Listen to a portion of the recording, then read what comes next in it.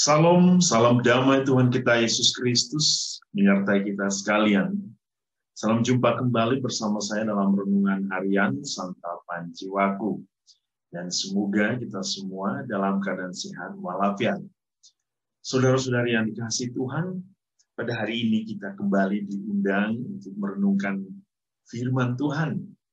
Dan Injil Markus bab 1 ayat 29 sampai 39 akan mendampingi kita untuk melihat bagaimana kasih Allah bagi manusia, bagaimana cinta Allah yang berlimpah bagi manusia.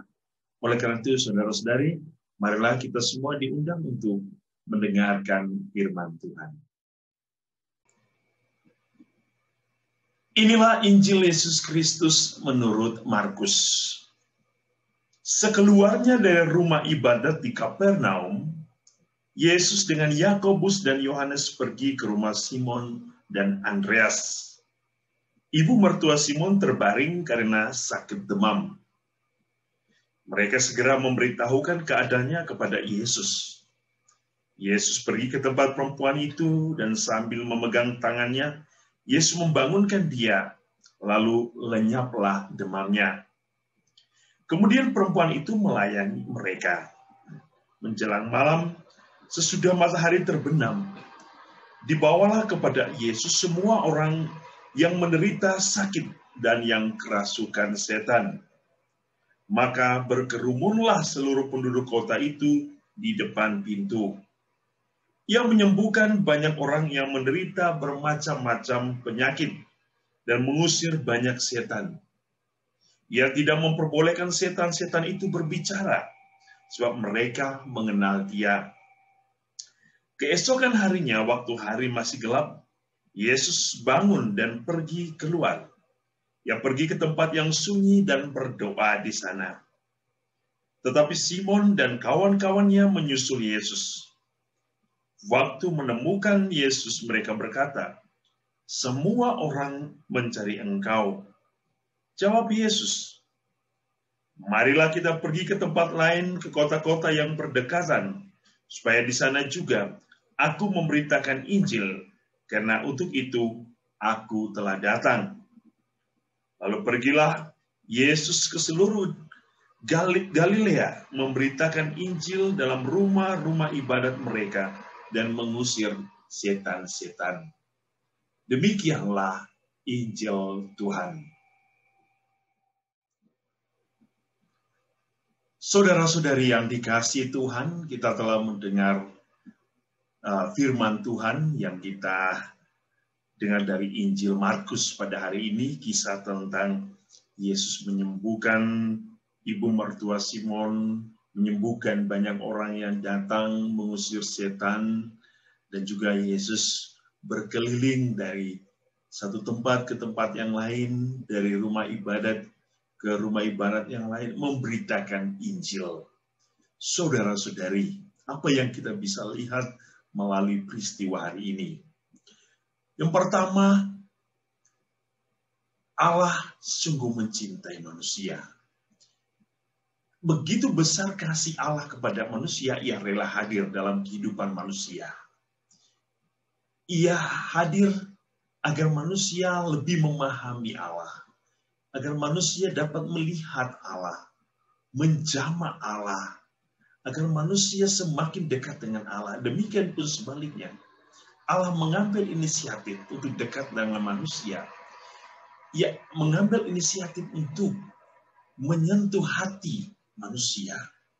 Dan kita bisa melihat Allah begitu mencintai manusia yang ditunjukkan oleh Yesus dalam sikap hidupnya hari ini.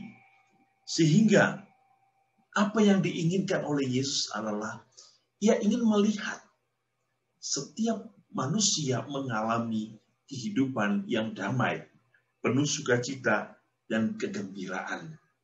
Dan kegembiraan itu harus senantiasa dirasakan oleh manusia.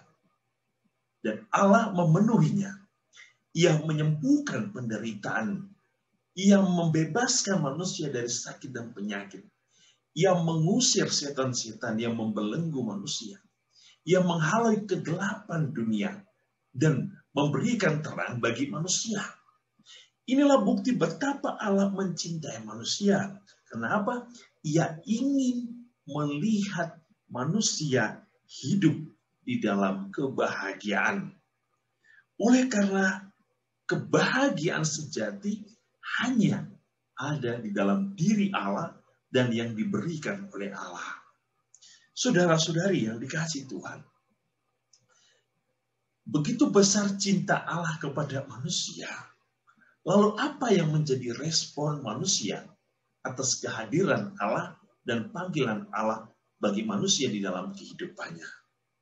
Kita mendengar kisah hari ini ketika para murid datang kepada Yesus dan para murid mengatakan, semua orang mencari Engkau. Respon manusia terhadap inisiatif Allah yang datang dalam kehidupan manusia adalah mencari Allah. Mencari Allah berarti setiap manusia ingin menemukan misteri Allah. Setiap manusia ingin memahami kehendak Allah. Setiap manusia ingin memasuki ke dalam kehidupan Allah. Seperti orang-orang sakit, orang-orang yang membutuhkan Yesus, mereka berusaha datang mencari Allah. Kita pun hari ini diundang untuk juga mempunyai sikap yang sama dalam merespon panggilan Allah, yaitu mencari Dia, mendekatkan diri kita kepada Allah. Yang berikut, seperti Allah yang telah melayani manusia dengan kasih-Nya, dengan cintanya, kita juga harus mempunyai sikap hidup yang sama, yaitu melayani. Kita mendengar kisah ibu mertua Simon ketika ia sudah disembuhkan. Ia tidak hanya duduk, tetapi dikatakan kemudian perempuan itu melayani mereka. Ini adalah sikap respon terhadap apa yang telah dinyatakan Allah dalam hidup manusia. Bahwa Allah datang untuk melayani, bukan untuk dilayani.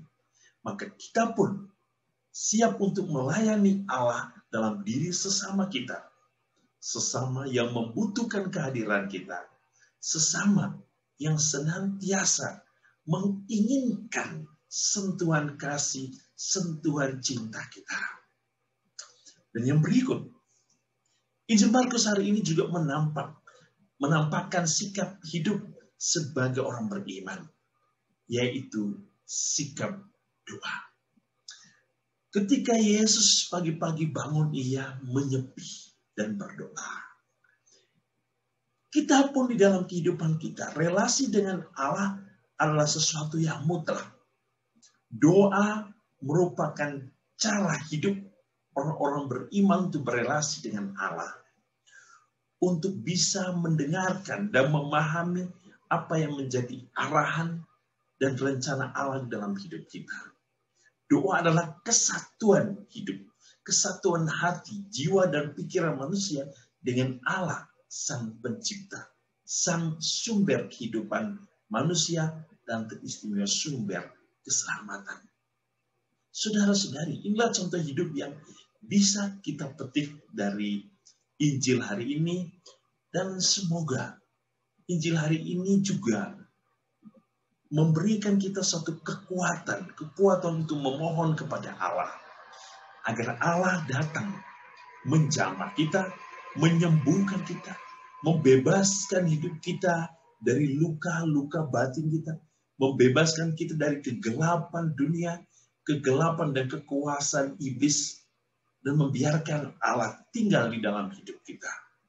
Itulah doa kita hari ini, itulah harapan kita hari ini, seperti harapan orang-orang yang datang mencari Yesus. Semoga kita pun tidak pernah berhenti untuk mencari Yesus, mencari kebenaran Allah di dalam hidup kita. Dan itulah tujuan hidup kita, yaitu mencari Allah dan bersatu dengan Allah dalam kehidupan kita. Semoga Allah yang Maha Kasih, sumber segala berkat dan kekuasaan bagi hidup kita, senantiasa menjaga, melindungi kita dan memberkati kita dengan berkat-Nya yang berlimpah.